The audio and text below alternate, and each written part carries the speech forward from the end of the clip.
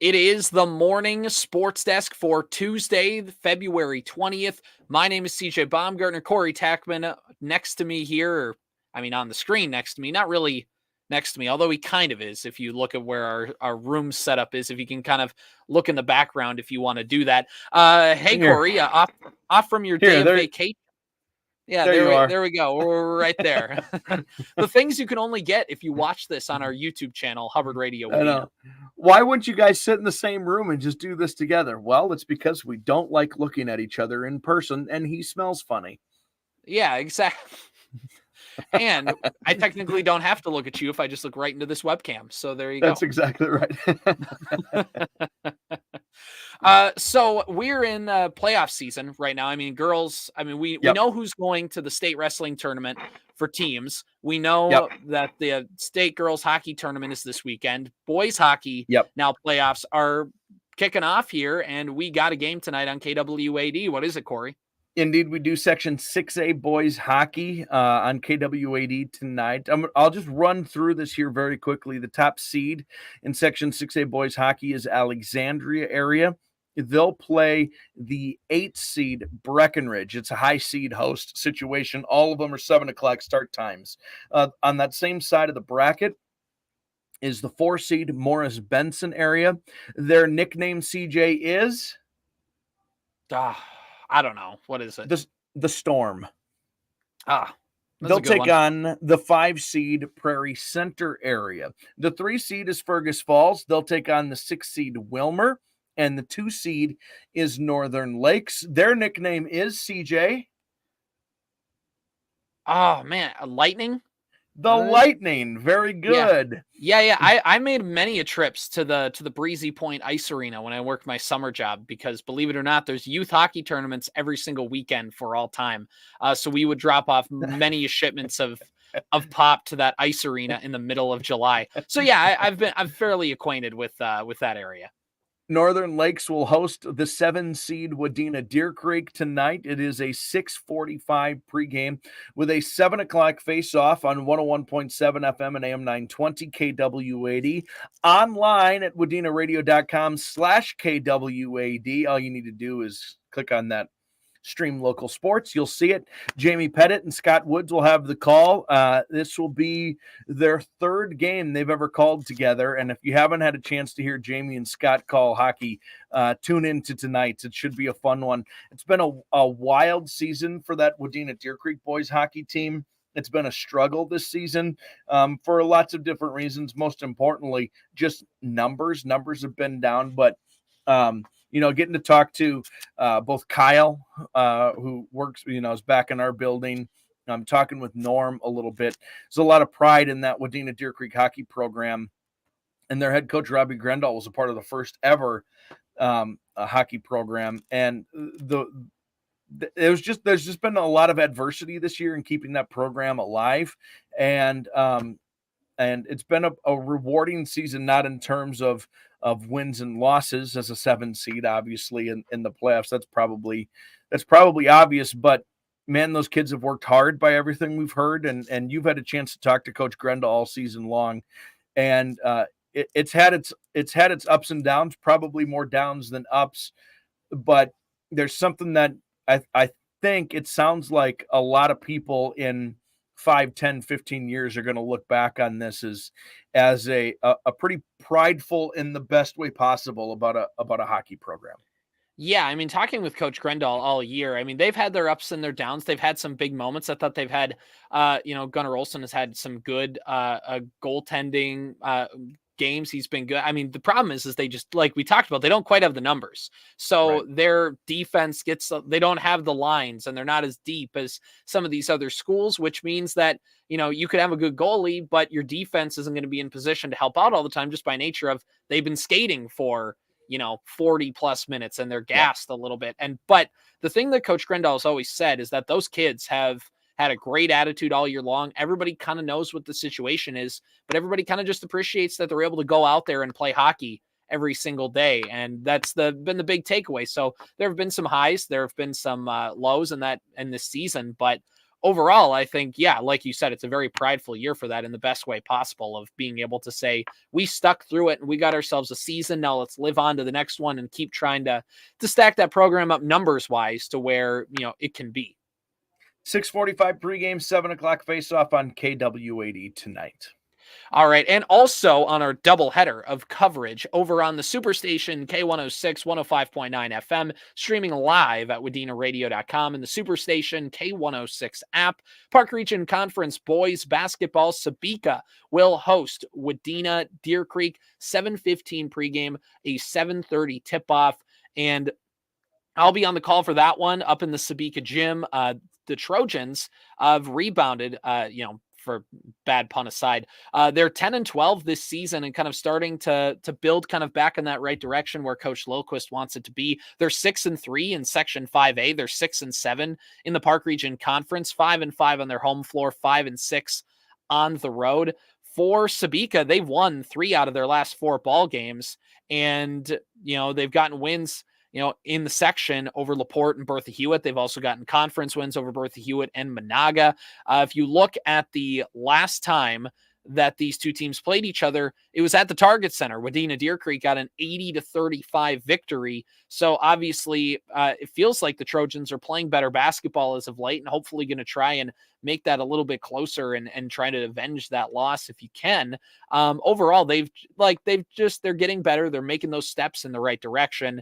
And overall, I think Coach Lilquist, I'd assume, would be pleased with just how this season has been developing. 15-8 overall for Wadena Deer Creek. They're 5-3 in Section 8AA, 10-3 in the Park Region Conference, 4-5 on the road, 1-0 in neutral site games. They're 10-3 on the WDC gym floor. For the Wolverines, we talked about it a couple weeks ago, Corey, that schedule for Wadena Deer Creek towards the end of the year is tightening up, and it's a tough schedule towards the end of the season. I talked with Coach Thunberg about that on our Wolverines Weekly podcast, and he said, you kind of have to have that. You have to be able to raise your level of play. It might not always show up in that wins and loss column, but you want to be able to try and raise that level of play. They've played Pelican Rapids, who's one of the top teams in their section. There was a 79-61 loss there. They played a good West Central team that's in Class A, but one of the top teams in Class A. They lost 73-65. They've gotten some section wins against Crookston. They got a section win against Monaga where they scored 98 points. We talked about that last week. So, you got the schedule starting to wind down here with all road games in the final 2 weeks, but it's at Sebeka tonight. On Thursday, they go to DGF, and then Friday, Thursday, the 29th, they're at DGF, and Friday, March 1st, they're at Parker's Prairie. So 2 Class A games and a section game against DGF. But, for the Wolverines, it's just you kind of got through that rough part of your schedule. Now it's, can you pick up a couple more wins and try and end that season on a high note, Corey? Because as we look in the section rankings, as the page that I had pulled up is, of course, being a little bit slow. But in the Section 8AA rankings right now, where Wadena Deer Creek sits, they're comfortably in that 6th spot with a 75.3 QRF, but DGF is a couple spots above them with an 81.8. Holly in between at 75.4. East Grand Forks right behind them at 74.9. Wadena Deer Creek does have the head-to-head tiebreaker, but still, there's a little bit of movement between that 5, 6, 7 spots in the section, and that's kind of what Wadena Deer Creek is playing for these final 3 games. Play your best basketball at the end of the season. That's what every coach hopes for, whether you are looking for, your 3rd win of the year, or you're looking for almost your 20th win of the year, whatever it is, kind of anywhere and everywhere in between. It's that time now where you need to be playing your best basketball. If you haven't, I had one coach say to me it's not about skills anymore. Skills wise, we're at where we're going to be and have been there for a while. It's controlling the things you can control. And the teams that do that best down the stretch usually show the most success the rest of the way. Pretty straightforward when you get to this time of year. There is beginning of the year, it's straightforward with these same principles. The beginning and end of the year kind of have the same principles. We just need to control It's that middle stretch of the season where you're figuring out what pieces go where, and this time we're all honed in on what needs to happen. So it's also the best time of year. This is the best basketball we'll see all season. I so look forward to every single year. Subsection championship games and section championship games. They're the best games of basketball in the entire state every single year, bar none. They're better and more competitive oftentimes than most of the state tournament games. And, barring some championship games, obviously, they're the best. Everybody's level of competition. You're aware of who the good teams are around the area. You played against them your whole life. You just kind of know what's at stake. I love it. CJ. We're in it right now. Sebeka right now, as we talk about the section race for them, there's a lot of parity this year in Section 5A. Towards the top, you have Nevis, who's 6-0 in the section, 16-6 overall. They're good. No parity with Nevis. No parity with Nevis. Browerville Eagle Valley right as a step below them. So Nevis has a QRF of 83. Browerville Eagle Valley 71 in the QRF. They're 14. No parity with Browerville Eagle Valley. It's after that where everything starts to get a little more jumbled. Bertha Hewitt looks like, as long as they can kind of hold on here at the end of the season, looks like they're locked into that 3 seed in Section 5A West with the QRF 55.6. Walker Hackensack Akeley right behind them, although Bertha Hewitt has the tiebreaker over Walker Hackensack Akeley in the head-to-head matchup. Walker Hackensack Akeley is a 51.4 QRF. Sebeka, though, could jump Walker Hackensack Akeley and try and get that home playoff game. They have a QRF of 49.5. So, and they are pretty comfortably there. So Sebeka is either going to be the 4 or 5 seed, I think, is pretty much how this can turn out. And for the Trojans, I mean, that's the difference between playing on your home floor and going all the way up to Walker on a Thursday night. Just win, baby. Al Davis was wrong about a lot of things. He was right about this part. Just win, baby.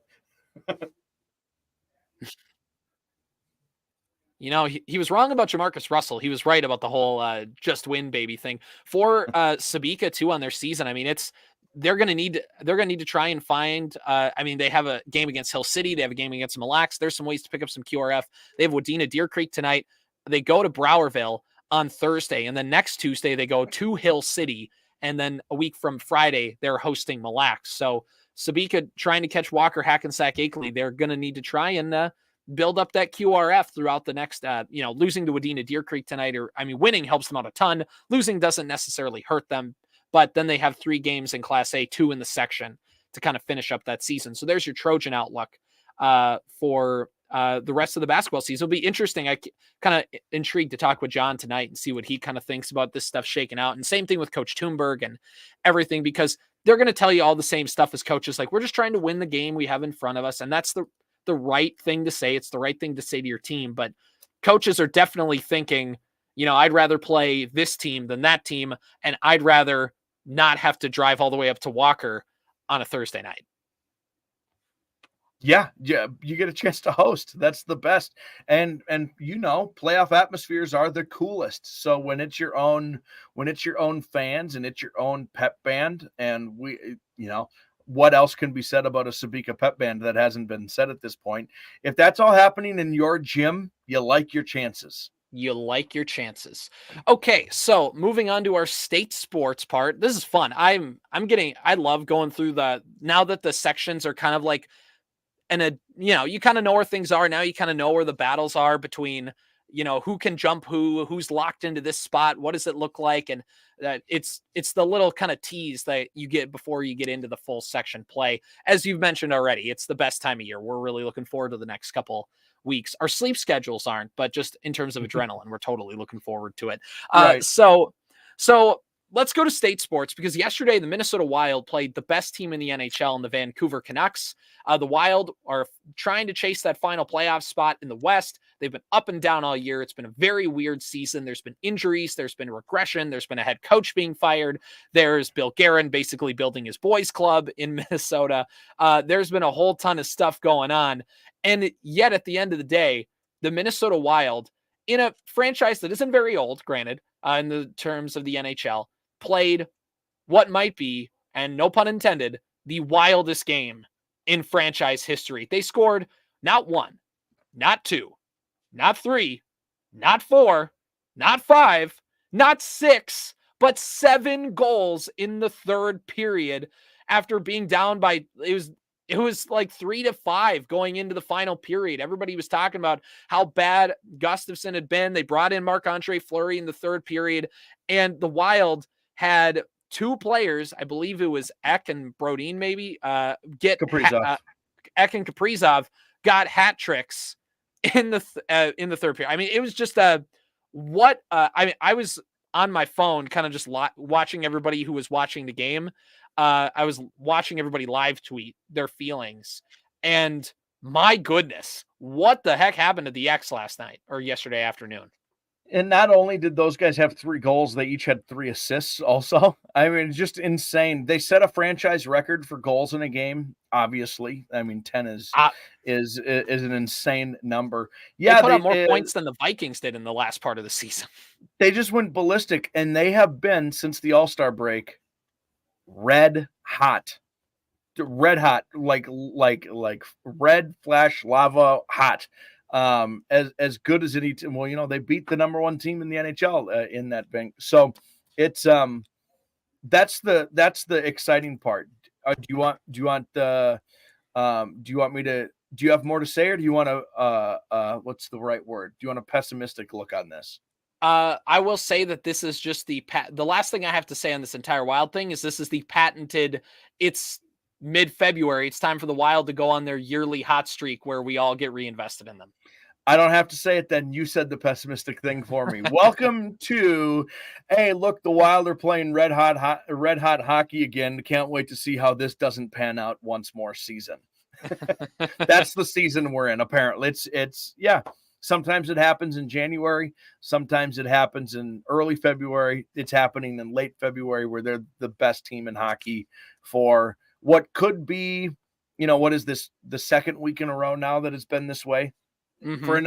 For another couple weeks, maybe even 3 weeks, the Wild are going to be like, look at them go. They find themselves, boy, if they could get another one, they might be the 2 seed when this is all said and done. And well, whatever. We've seen this script once or twice before. Let's hope that is not the case, because it turns out it's more fun when they're playing good hockey.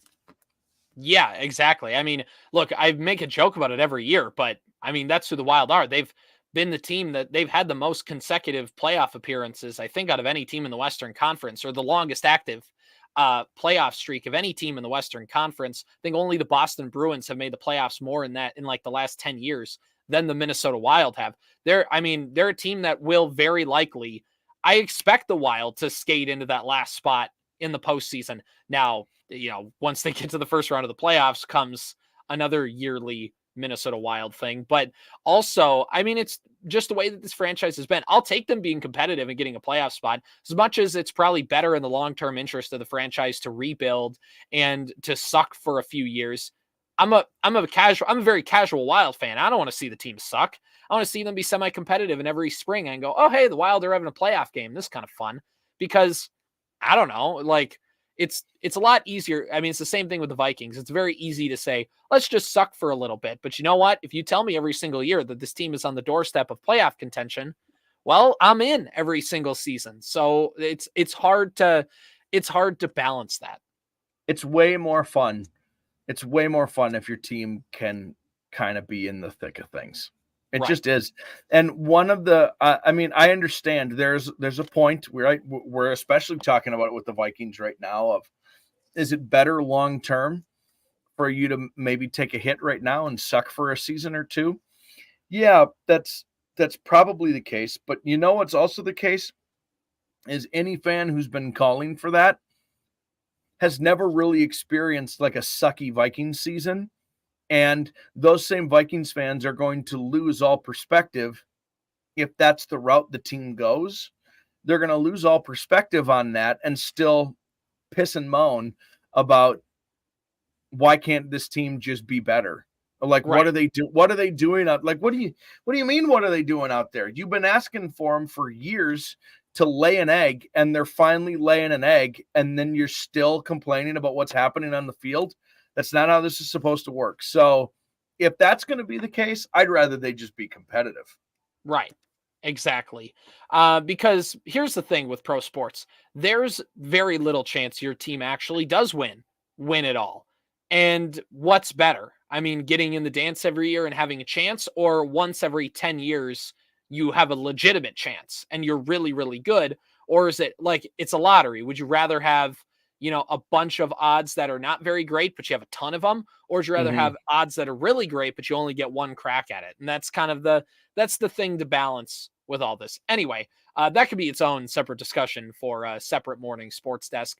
Last thing that we should talk about, Corey, today is Mike Conley, the man they call Bite, according to Anthony Edwards, is going to be Minnesota Mike for 2 more seasons. He signed a 2-year deal, average annual value roughly in like the $11.5 million range. There's some salary implications for the Timberwolves that we'll talk about in a second. But in the short term, the Wolves have been, in the last 12 months, a different basketball team with Mike Conley as its starting point guard. And to see that continue for the next 2 years under a relatively team-friendly deal is very good news for the Timberwolves.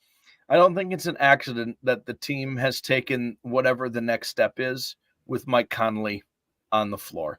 If things go exceptionally well over the next couple of years for the Timberwolves, and it seems like that is a possibility for the first time in a really, really long time, that things could go exceptionally well for the Timberwolves.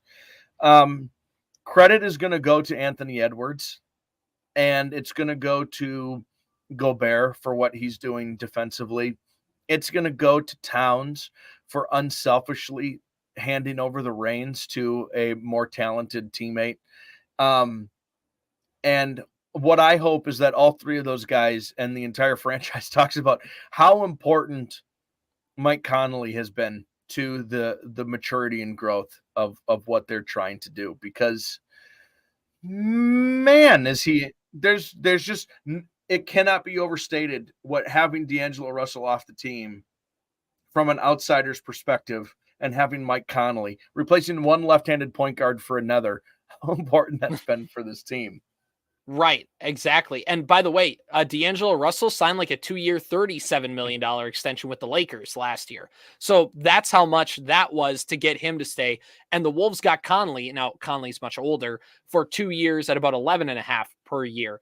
That's huge because he definitely took a discount to stay here and be a part of that team. There wasn't, was there a market for him? Probably. Was there a market for him that's in a spot to win like the Timberwolves are? Ideally, this was Conley's best shot if he wants to keep winning and being successful. The thing about Mike Conley is D'Angelo Russell, according to reports, was like trying to cause a rift between Gobert and the rest of the team, and he was a guy who was not on board with Rudy Gobert. He was like, they were feuding off the scenes. He was a guy that Karl Anthony Towns is his friend. Like he listens what D'Angelo Russell has to say to Karl Anthony Towns is worth a lot to Karl Anthony Towns. So to get him out of here and to bring in Mike Conley, somebody who knows Gobert, somebody who has played well with Gobert, is huge. And I'm going to say this. Mike Conley was on the best Memphis Grizzlies teams that Memphis has ever had in those David Yeager years about 10 years ago. I mean, that was a really good Memphis Grizzlies team that was consistently good and deep, and he was the on-court general leading that team. Utah had its best seasons this century. Not since Malone and Stockton were playing for that team did Utah have as good of seasons when Mike Conley was there. And Mike Conley now is on one of the best Timberwolves teams, if not the best in history. So that guy, the term he's a winner kind of follows certain players. And I think it needs to follow Mike Conley. That guy, wherever he goes, just instills, like you talked about, just a good culture. He's an adult in the room, and he just does the little things that you need to win. And, we could talk all day about how good Mike Conley is on this team. It just cannot be understated. And you already said it, how good of a team they immediately took that jump from, being weird, talented, but weird, to talented and good and winning every single game because Mike Conley has been on this basketball team. And it didn't quite manifest itself immediately last year. They were already weird. Karl was hurt. That season already, was what it was going to be. but a full off season with Mike Conley on this basketball team, a full season with Mike Conley on this basketball team. I mean, look, we talked about it last week, but the Gobert trade, how it holds up over time, we'll see, because it's only year 2 and year 1 wasn't great. But almost every other move Tim Conley has did, getting Nickeil Alexander-Walker, extending Nickeil Alexander-Walker, getting a bunch of extra second-round picks, dumping D'Angelo Russell, getting Morris for a second-round pick that he traded for last year. Like, being really good around the edges has been the calling card so far of Tim Conley as his reign of president of basketball operations, and the cherry on top is Mike Conley. Yeah, as it turns out, he's been really good around the edges, but in the immediate present, the Mike Conley and Rudy Gobert are have been the difference makers. They're over the top.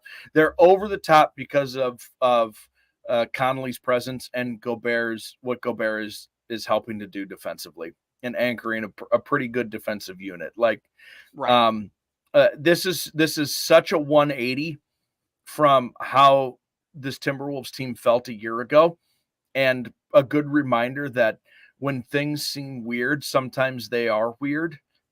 And if people are hinting and talking about injuries but trying to play it off, you have to understand that injuries they're probably more real than you would ever expect them to be.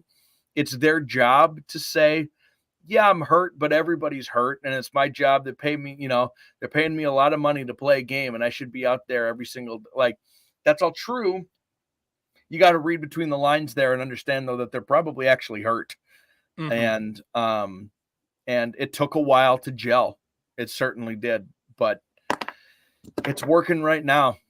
It's working. And the biggest thing too is biggest thing too is the fact that Rudy Gobert and Mike Conley and even Karl Anthony Towns, being good and being as talented as they are. Anthony Edwards is talented. Jaden McDaniels is talented in different ways.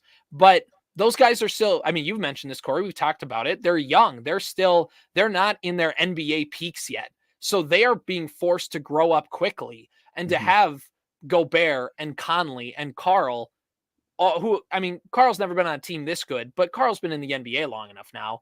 But to have those guys basically help him along, where it doesn't need to be, it's not Ja Morant on the Grizzlies, where it's like, all right, Ja, you're expected to carry this franchise, everywhere.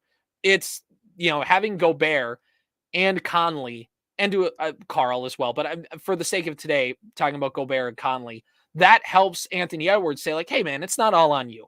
And that's been crucial for this team as well. Did I tell you? No, I haven't been. This hasn't been confirmed yet officially by the person who helped me. Okay, but I won tickets to see the Timberwolves play. Whoa! Oh, but that's just a rumor. I've just been told that by someone who can't confirm details. And I haven't been notified yet by that person on how I'm going to get those. So as far as I know, I've won tickets to see the Timberwolves. But that day might come and go, and I will not go see the Timberwolves because I don't know what the details are. I know when the game is, but that's just it. That's it. I signed up for a raffle. I won the Timberwolves tickets, and what a good year to win Timberwolves tickets. What a good year. All it took for you to win that contest, to get your tickets, all you have to do is give out your social security number and your mother's maiden name, and you are set, baby. Maybe those three numbers on the back of your credit card. Yes, that too. I mean, that'll help your odds. Yeah, you should totally do that. All you have to do is help out this Nigerian prince. He seems like a great guy. It's been a tough year for Nigeria. Yeah. This has been the Morning Sports Desk for Tuesday, the 20th of February.